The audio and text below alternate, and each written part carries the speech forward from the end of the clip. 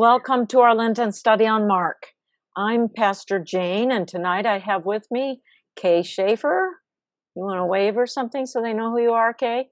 And we have Michelle Jablonski, and we have Diane Made, and we have Martha Dean. And Martha prefers not to have her picture shown, but she's here with us, and she'll be talking with the rest of us when we get to that part. We've been studying part of the book of Mark, and we've also been following along in the devotional guide that most of you probably received. I hope you did anyway. And if you didn't, there are still some at the church. This is a nice little devotional guide. It's for Lent. It's entitled A Story to Tell, Devotions for Lent. And it actually would be good to use any time, even though the date's might not match the date that you're on. So I'm going to real quickly here share my screen, and as I do that, you'll be able to see the scripture verses that we're going to use tonight. Okay, cool. So we start at Mark 6, and we're going to do verses 35 through 38, and you will recognize these verses as the feeding of the 5,000. And this is one of my favorites of all of Mark. It's one that I really, really like because of the depth of the meaning. Right before this scripture lesson, we learn two things: that the disciples had gone out on kind of a missionary trip. And if you remember, Jesus told them not to take any sandals, or, not to take money, and not to take a cloak or an extra garment and things like that. And to just be welcomed by people when they go into a city and so on. And the apostles had just gotten back. The 12 disciples had just gotten back when this happened. And then almost as soon as they got back, we hear of John the Baptist's death.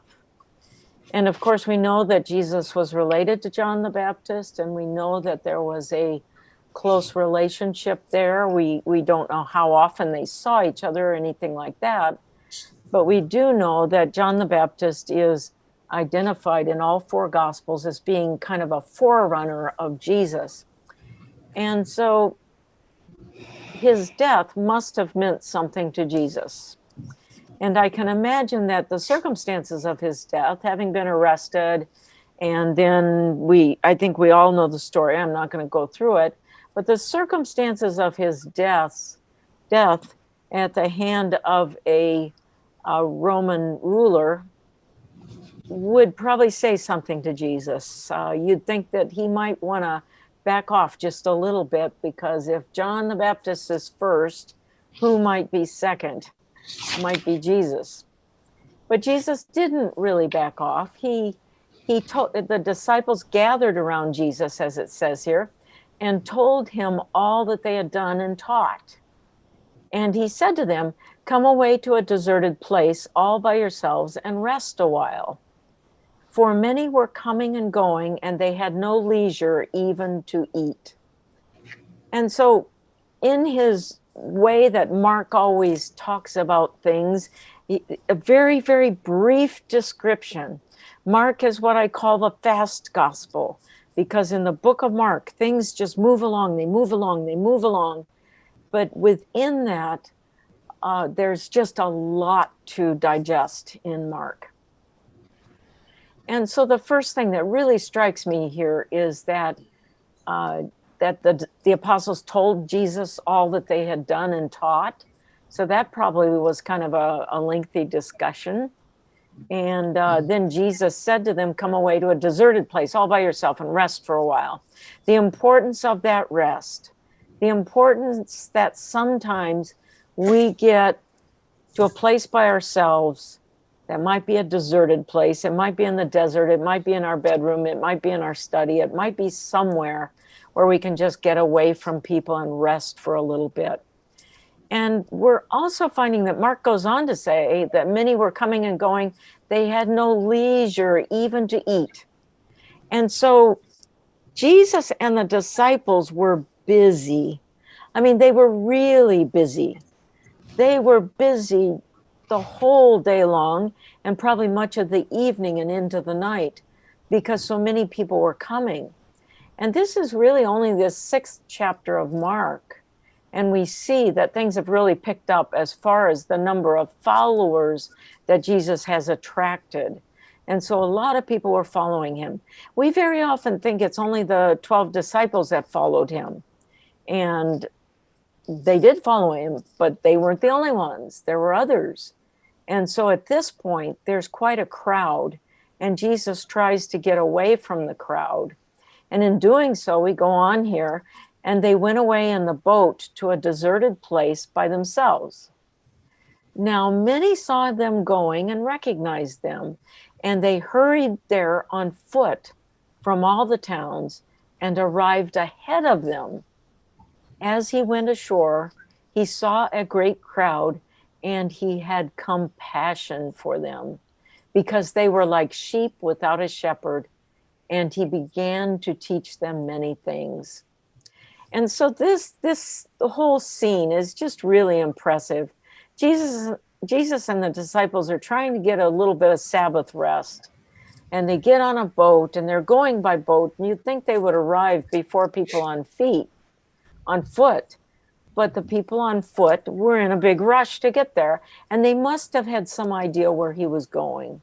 The fact that they recognized him, they saw him going, maybe this was something he had done before, and they knew that he's going to a certain spot. And so they hurried from all the towns around, and they arrived ahead of them. And so I can just picture this scene of so many people just crowding around. And we know at one point Jesus even spoke from the boat because the crowds were so great. But in this case, he went ashore and he saw a great crowd and he had compassion for them. That word compassion is such a splendid word in the Greek. It's splanchneo, and what it means is it's a gut feeling. It's deep in your gut. And so some of us know what that's like when we're told bad news or when we're told good news, or sometimes when we just have that sensation in our guts. And the reason for that is that we have a bunch of nerves and blood vessels that go into that area to service our gut. And so sometimes when we get excited or something, our parasympathetic nervous system will just kind of put out some signals, and we'll kind of feel it deep in our guts. And so when it says that Jesus had compassion, it means that he was touched in the very center of his being for these people because they were like sheep without a shepherd. And he began to teach them many things. And so I think we'll just stop that right there and see if there's any questions or comments or concerns, anything that anyone would like to add that has always meant something to them from this section of Scripture. Now, is this the Sea of Galilee? Yes, it is. It's the Sea of Galilee. And it's such a huge lake. Well, when we would call it a lake and not a sea. But when I first moved to Muskegon, I looked it up to see what the relative size was to Muskegon Lake. And it's about 10 times larger than Muskegon Lake. Pretty big. And I can't really, in my mind, imagine 10 times Muskegon Lake, but it tells me it's not Lake Michigan, but it's certainly larger than Muskegon Lake. Well, you can see across it, but you don't. It seemed like there was a lot of desolate mountainous ranges on the other side from where we were. Yes. But it's so huge. How would people know where he was going? I think they were in very much a culture and a society where, we would text each other, or we would call each other, or we would even go next door and knock on the door or something like that. But in those days, most of their communications were done word of mouth. And I can't imagine that people didn't have a pretty good system for that. They maybe sent some of the kids running ahead or something like that. There may have been people that just they probably were already watching for him, because the verses before this talk about how people were gathering and the crowds were getting larger and larger. And so this was big stuff, you know. In our culture, we have so many things to take up of our attention, and some of those are work, some of those are play things and leisure things, some of those are TV and the computer and screen time and so many other things.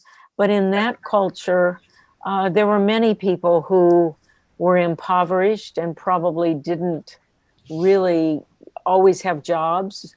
We know that sometimes they went to the town square to try to get work for the day, and things were a little bit different in those days. And so I'm guessing that they probably sent people ahead.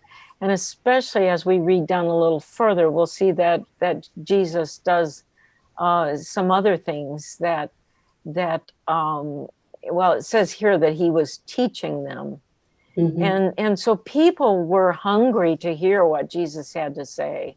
They Mhm. were in a desperate situation, especially the common people, because and most people were common people. It wasn't like a big middle class, like we have a larger middle class.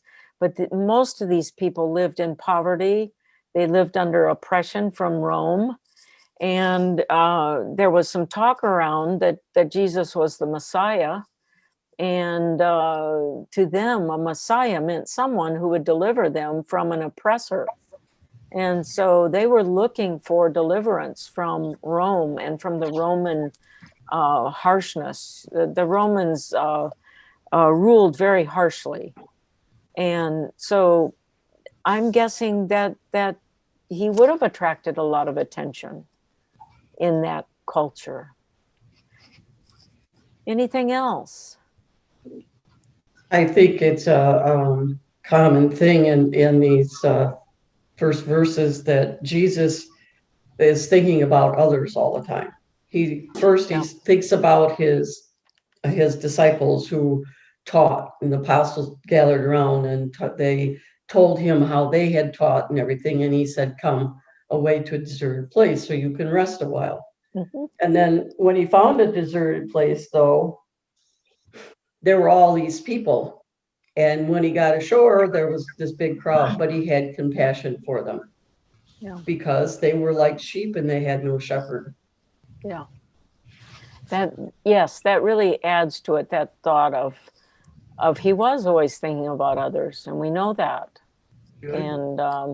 And I'm sure he was quite tired at times. I mean, many times. I bet his whole life long. Can you imagine um, to experience that kind of fatigue, that deep fatigue that we sometimes feel, that a Mhm. day off doesn't really help, or even a vacation doesn't really help? Mhm. That's really a different thing. And Jesus, even though he felt that, he still kept ministering to others. He kept teaching and healing and Yep. and being kind and casting out demons and all the things that the scriptures just describe. And yet he never lost sight of his mission, and that was his mission, was to do those things, as well as to go to Jerusalem and die and to be raised again from the dead. Well, let's go on then, unless someone else has a comment at verse 35. When it grew late, and I imagine this was a long day for him. When it grew late, his disciples came to him and said, "This is a deserted place, and the hour is now very late. Send them away so that they may go into the surrounding country and villages and buy something for themselves to eat." But he answered them, "You give them something to eat." And I think we'll just stop right there, because I think that's an important thing. In fact, I'm going to kind of split this and make it into a new paragraph so I'll know where I am when we take it up again. But, um, you can imagine in the surrounding countryside and villages, for people to go and buy themselves something to eat. Well, first of all, most of these people would not have money to buy something to eat. A few of them would have, but for the most part, they wouldn't have had money.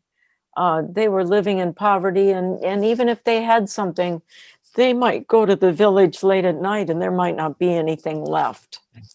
And so it's interesting that the disciples proposed this plan that, send them away. And I can imagine the disciples' fatigue played into this, because the disciples hadn't had much rest either. They stuck with Jesus, and when Jesus was ministering, they were right there helping him. And I'm sure there was a lot of crowd control that they had to do in a situation like this. And I'm sure people would go up to them and say, "Are you his disciple? I need this," or "I want to be healed," or "My son is sick," or "My daughter is in bad straits," or whatever it might be. And I can just imagine that it being a late hour, that their plan wasn't the greatest plan in the world, but I'm sure their imagination couldn't come up with a better plan. I'm sure they just said, send them away. And can you imagine when he answered them and said, "You give them something to eat"? I think that's a really important sentence there. It's an important command of Jesus. But can you imagine what the disciples must have thought? Can you imagine that they might not have had much food themselves? And we learn later that they didn't. But they're being told to feed this hungry crowd. And I often think of us when we're told to feed hungry people, what we do. And I can share how almost scary it was. Well, it was scary to expand our food pantry. And of course, we have the food truck ministry, and that's something that takes a lot of support and working with the community to get grants and so on. And then to expand our the Loaves of Grace ministry was also something that was kind of scary, because we didn't know at first. We heard that they were serving, I think they said 300 families a week. No, it was 150 families a week. And when we thought about that, that seemed really scary. And they said that they were, this is Loaves and Fishes, the food bank that closed and gave us their resources. They were telling us that it cost them $6,000 a month in food that they were giving out. And that was scary to us to take that over. And so we think about this sentence, "You feed them, you give them something to eat." It takes kind of stepping out in faith to respond to Jesus at times. And the only thing that kind of kept us going on this project was knowing that this was God's will, and that the city would be without the largest downtown food pantry in the city. And so it was, the need was really there. So questions, comments, concerns? I guess sometimes when I read this, I look at it as, there's other scriptures in the Gospels that have kind of the same, for me anyway, that sometimes the disciples just weren't getting it, and they could be selfish. I mean, kind of like as we go on, and Jesus is in the Garden of Gethsemane and they fall asleep. Yeah. And he has asked them to stay awake. Yeah. But I'm sure, like you said, Pastor, they're tired. They want to be alone. They just want to be quiet. And then he says to them, in probably a fairly, maybe not in angry words, but very pronounced. Yeah. Give them something to eat. Yeah, unfortunately, we don't know what the words sounded like, but I would guess that he was firm with them. I would guess he maybe needed to be, because they were so tired. And it's interesting that you said that it seems like sometimes the disciples are just totally don't see the big picture and don't understand what's happening. And this is very much a characteristic of the book of Mark, in that Mark is written in such a way that we, the readers, are the insiders. We know the rest of the story, and the disciples don't. They come off sometimes like just a bunch of people that have no idea what's going on, even though they have Jesus to teach them, and even though Jesus is right there and they're with him all the time. But it kind of is a thing in Mark that we become a part of the story. It's almost like a Greek tragedy where there's a chorus, that's kind of watching and commenting on things. And the way Mark is written, it causes us to make these comments like you just made, that it seemed like the disciples were really out of it. They didn't quite know what was happening. And so this is the whole thing in Mark. It starts in the very first sentence of Mark, the good news of the gospel of Jesus Christ, and then it moves on. I may not have quoted that exactly right, but you get the idea. And as we go through Mark, we as listeners are pulled more and more into Mark. And Mark actually doesn't have what we would call a proper ending. Mark ends with a preposition that kind of gives the meaning of so then, or for. It's the word gar in Greek. And so Mark stops at a point where it's expected that the reader picks up the story. And so then the reader goes on and picks up the story and tells the story of Jesus and all of that. And so that's a really important point that you pointed out, Diane. Well, I think he's saying that give them something to eat too, to try and get them to understand this is part of what you do. This is part of what you need to do as you go forward without me. Yes. Very strong point. Yes. And that's what Mark does. Mark tells us what we need to be doing, what we need to, pulls us in and throughout the whole book. So Mark is a fast gospel. It moves really quick through the story, but it also pulls us in. And so Mark is written in a way that we continue the story. And in fact, early Christians didn't always like that idea. And so they added endings to Mark. And so there's what's called the shorter ending and the longer ending. And I don't believe any of those were the endings. I really believe that Mark intended to cut it off with that word gar, which means, so then, Okay, anyone else? I don't know what we're hearing there. I don't think it's me, but we're hearing some kind of... Is Martha sleeping? It reminds me of my baptism, or it reminds me of the water along Lake Galilee. Maybe that's what it's for. I think it's Martha. You think it's Martha? Okay. I don't think so. No? We don't hear any water running. Yeah, it's water running. Yeah. Not Martha. So it's kind of like being down by the lake. That's kind of cool. That's kind of cool. Well, so let's go on. They said to him, "Are we to go and buy 200 denarii worth of bread and give it to them to eat?" And a denarius is a day's wage for a common laborer. And I don't know why they said 200 denarii. Maybe that's what they had in their common purse, although that would be quite a bit. That'd be almost a year's worth. They may be exaggerating here. Well, are we to come up with 200 denarii out of nowhere and give it to them to eat? Maybe that was how much it would take to feed that many people. I don't know.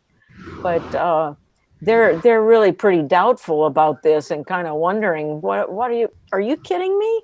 I'm supposed to go out there and feed these people? What do you mean? And he said to them, well, how many loaves have you? Go and see. And when they had found out, they came back and they said 5 and 2 fish. And so that's what they had, 5 loaves and 2 fish. And so what would we do then if we were to feed all these people in Muskegon who are hungry and in greater numbers than ever before with COVID? What would we say if we only had a box of food and we're supposed to feed 40 people who come that day? We'd kind of wonder about that, wouldn't we? So it's not just the disciples. Well, then he ordered them to get all the people to sit down in groups on the green grass. Now, this is not as strange as it sounds, because in Jesus' day, people would eat lying down. They would maybe be kind of, perhaps they'd be lying on a couch if they were kind of wealthy people. And even when they sat at table, they would be lying down. It's not like the Da Vinci Last Supper where everyone's sitting around. Well, I guess in that picture, maybe people are lying a little bit, are they? No. I don't see pictures in my brain. I think they're sitting. And in most pictures we see of that Last Supper, we see people sitting. But in those days, to eat, people would lie down. And if they were out in the outdoors, they would lie down on the grass. They would, kind of prop themselves up with their arm, and they would eat that way. And so that's why he's telling them to sit down in groups on the green grass. He's not really telling them to sit down. He's telling them, come on, let's eat.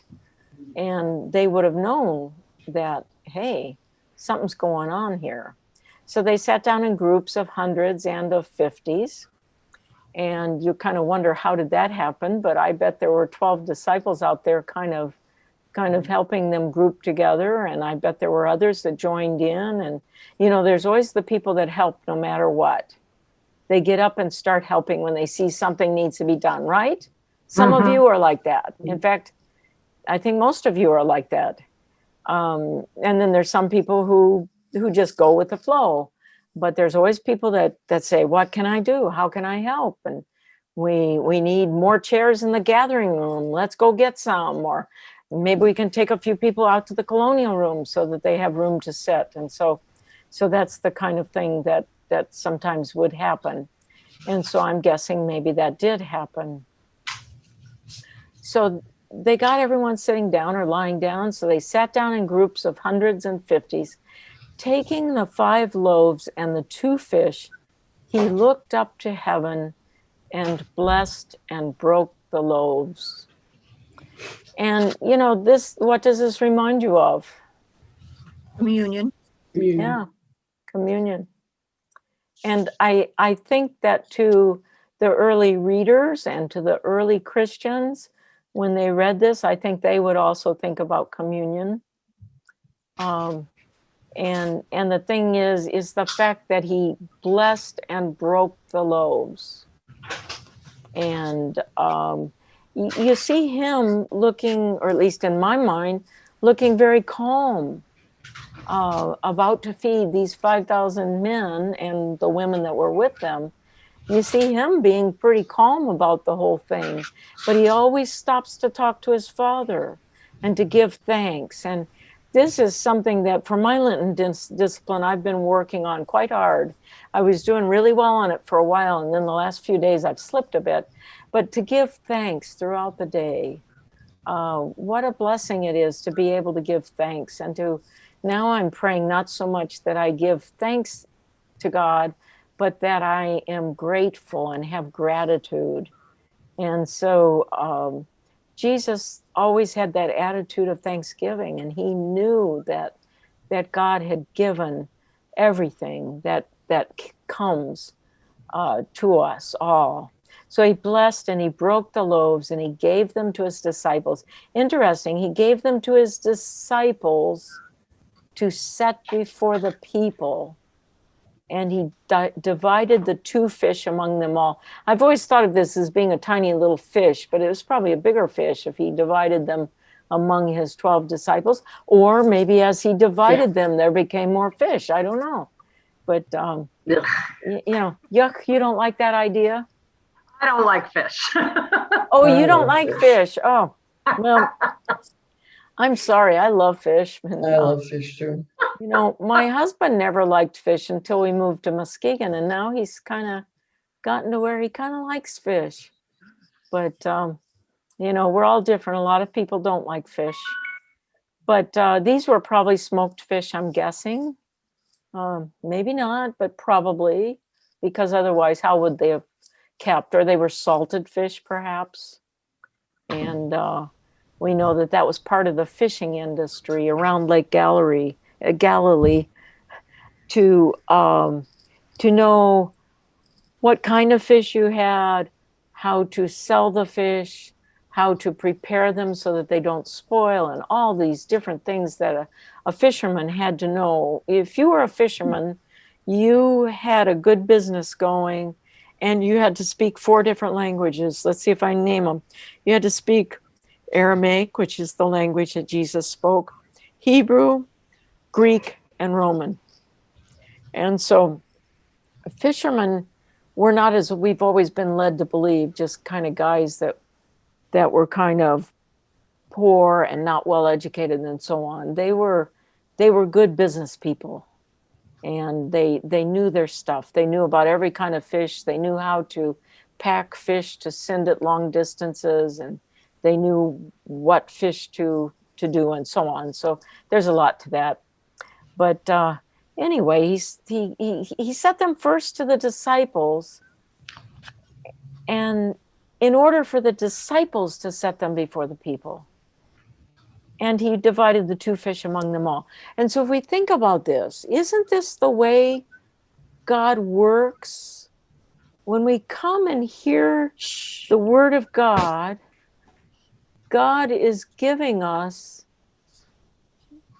the things that we need, but in turn, we give those things to others. And so when we hear the word of God, God speaks to us, and then it's our job as disciples to share what we've been hearing. And likewise, when God gives to us abundantly and meets our needs, then it's our turn to turn around and share with others. And I would guess, even though the disciples were so tired, that they didn't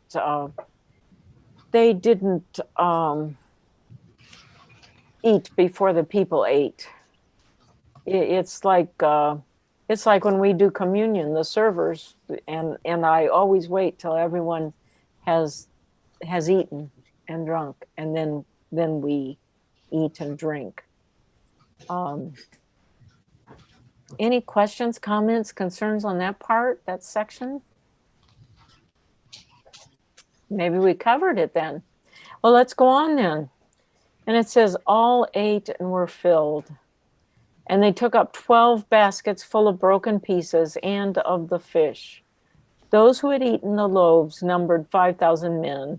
And in those days, I guess they just counted the men. You say, well, how did they count 5,000? Well, I know when we used to have events in Denver, they would estimate crowd size, and that's just the estimate. Who knows if that's a little bit of an exaggeration, or if there were 5,000 even men. That's not the point. The point is that they all ate, they were filled, and that there were leftovers. And this is God's abundance toward us. In God's economy, all have enough. And you can imagine that in that economy where many, many people were hungry, and if they ate to be filled, they ate a lot, I'm sure. And I don't know if any of you have watched a hungry person eat. I had this experience once when I was in Denver, and I was on the bus, and I was going to be flying back to Muskegon. No, that was when I was it was when I lived in Muskegon. I was going to fly back to Muskegon that evening. And so I went to a place and got a fairly large sandwich. And I thought I would have, eat a little bit of it and then eat the rest on the airplane. And when I got on this bus, there was a woman who sat behind me. And we kind of started up a conversation, as people usually do on the bus in Denver. And I could tell that she was in need. And I asked her, I said, "Would you like something to eat?" And I gave her the rest of that sandwich. I mean, she said yes. And and I could tell she was really hungry by a couple things. She said, "We're not supposed to have food on the bus. We're not supposed to eat on the bus." And I said, "Well, I don't think anyone's going to kick you off the bus for eating." And, I could just tell she was hungry. And the way she ate, I could just tell how hungry she was. People eat differently when they're hungry. And I can imagine that many, if not most of the people in this crowd were hungry, because the vast majority, about probably 90% of people in Jesus' day were hungry. And that's one reason why the early church did a lot of fasting, because it allowed them to have some being together and fasting, to have time with God, but time with each other, and also to stave off the thought of being hungry. So, questions, comments, concerns? I find it really difficult in this modern day of middle class to really be able to understand what it must have been like to be poor. Yeah. And I don't think you're the only one, Kay, that finds that difficult. Because, well, until you start meeting people who live in poverty, it's hard to understand all the dynamics. And there are so many dynamics. There's a lot of different kinds of poverty. There's the poverty that kills. Those are the pictures we see of children in third world countries that don't have food. But there's also the kind of poverty that just drains our existence, and the poverty that's generational. And, many people grow up in poverty and that's all they know. And they don't, we always hear these stories, pull up yourself by your bootstraps. That's not what bootstraps are for. That's not what they're able to do. And all of us have gotten to where we are with the help of others. Right. We have this American myth idea of the self-made person. There's no such thing. None of us is self-made. We were made by the family in which we grew up. We were made by the school we attended. We were made by the ideas that people put into our heads. I know I was talking to a gentleman once. He was a friend of mine, and he was telling me how he had really made himself, that he came from a family that didn't have a lot, and that he worked his way through college, and he was a manager at this chain pizza place, and he had worked and worked really hard to go to college, and nobody can knock that at all. But I said to him, I said, have you ever applied for a job like that in black skin? And who was it that put in your mind the idea of going to college? And he didn't say anything. He just looked at me. But a couple of years later, when we were saying goodbye because he was leaving his job, he said to me, he said, "I learned a lot from you." And I think he was referring to that very time when we had that discussion. And I know for me, having been a physician, I was around people who were living in poverty, because when you do your residency, you work a lot with people who are living in poverty. And that's just a part of most residencies, not all of them, but the one that I went to. And then later on, when I worked with people who I worked in the mental health field, and I was on boards and different organizations with people who either were homeless at the time or had been homeless, and they shared their stories. And so it's a different kind of life. And now we have a third kind of poverty, especially right now with COVID. We have people that have never needed any kind of assistance before, and now they're needing to come in order to pick up food at the food truck or at the food pantry. And sometimes I've had conversations with these folks, and they maybe have a nice car, they maybe even have a home that they're trying to stay in, but they've never lived in poverty before, and they don't even know what the resources are and how to live that kind of life. I knew a woman on my internship who lost her job, and she was kind of an upper middle class person, and she became ill, and she didn't know how to take care of herself. People who are raised in poverty know what the resources are out there, but she didn't. And she was really in a bad place. And she was from an upper middle class background. So it's hard for us to imagine, Kay. It really is. It's hard for us to imagine. I mean, I've seen people in poverty. But it's not the same as understanding people in poverty. Yeah. And I think the only way you can really understand people of poverty in poverty and understand poverty or increase your understanding of poverty is by hearing the stories of those who are living in poverty. And they tell stories that are really sometimes gut-wrenching.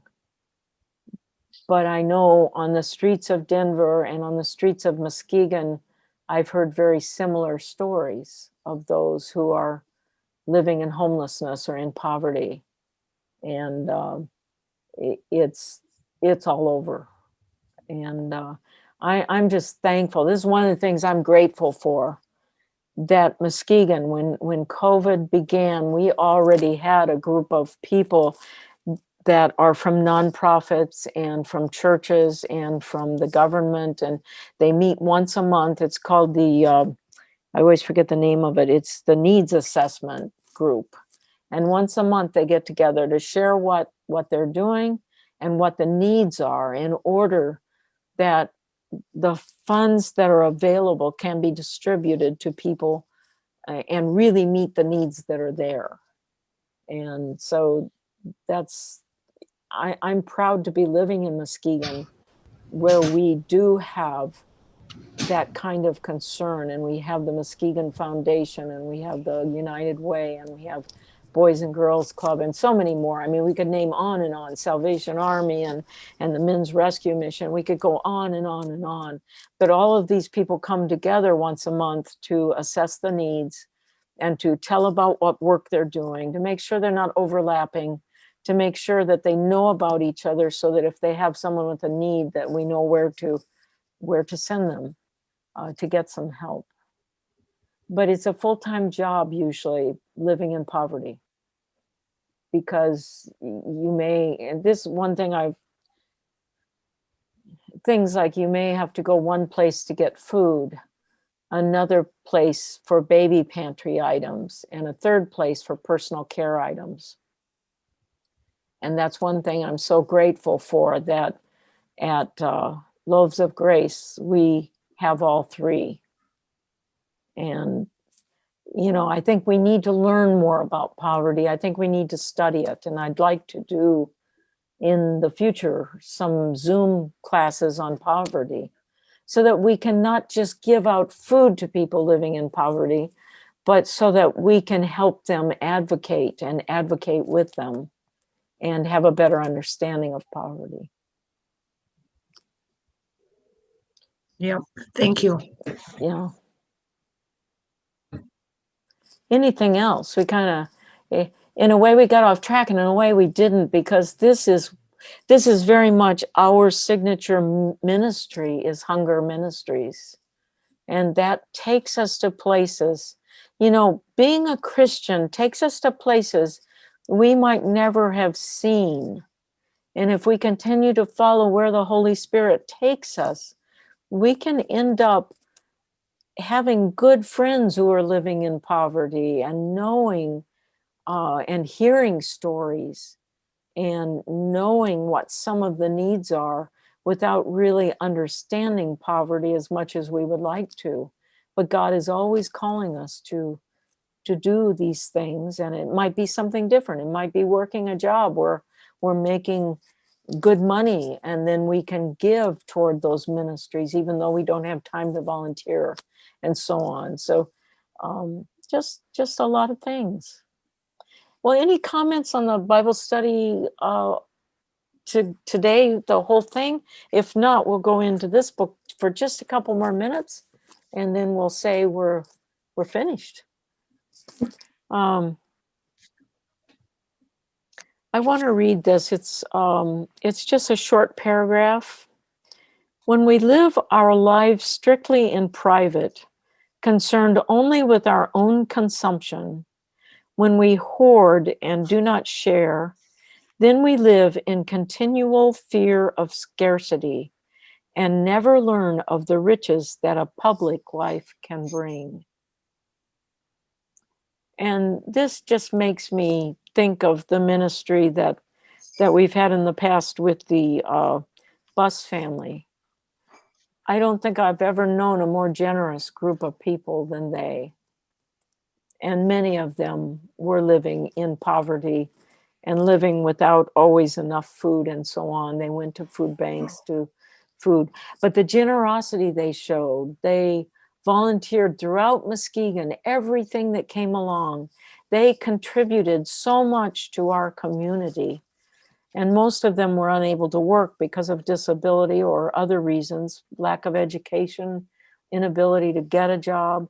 And yet they contributed to our community in such a way that without them, we would be poor. And then just one thing, in today's world, the term food deserts describes places that have little access to fresh food at a fair price. And I know the mayor doesn't like me to say this, and he's said it before, but Muskegon is a food desert. We do have the farmers market, which is a real blessing.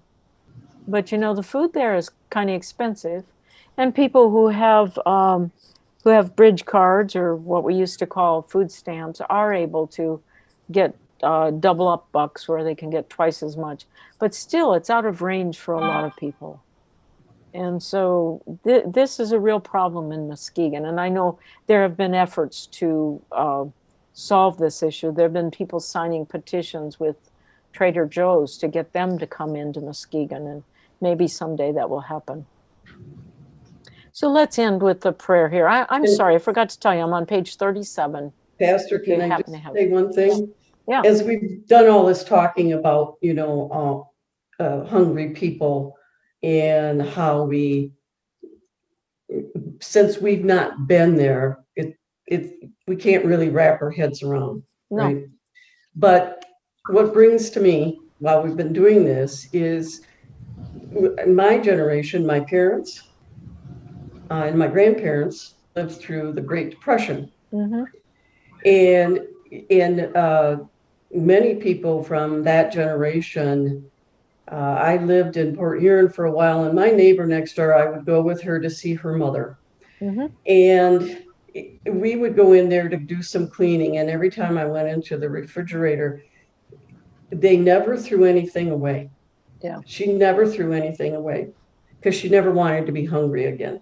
Yeah. So they had that experience in the 30s, Mm-hmm. the late 30s, and of being hungry. Yeah. Well, let's end with prayer. And it's at the bottom of page 37. We look to you, O God, to care for our bodies and souls Awaken us to do our part to end the scourge of hunger. Amen. And I wish I knew the whole prayer that Mary Mitchell does. The last line of it is, for those of us who have enough, may we hunger for justice. It's a table prayer. Mhm. It's a beautiful prayer. I almost called her today to write it down again, but things got busy and I didn't. But anyway, well, thank you all for being here tonight. It was great to have you all here, and I'm glad you came. I want to remind you that on Sunday we're having a Zoom get together, and I hope you'll all come to that. That's at 11:30 on Sunday morning. And the link has already gone out. It went out with today's link, and it went out last Saturday, and it'll go out this Saturday. So kind of watch for that. I hope you all can come, and we'll just have some time of just plain old talk to each other and getting reacquainted with each other and seeing how we're all doing. Good. So thanks for coming tonight. Thank you, Pastor. Thank Thanks you. for getting it together. Thank you. You're welcome.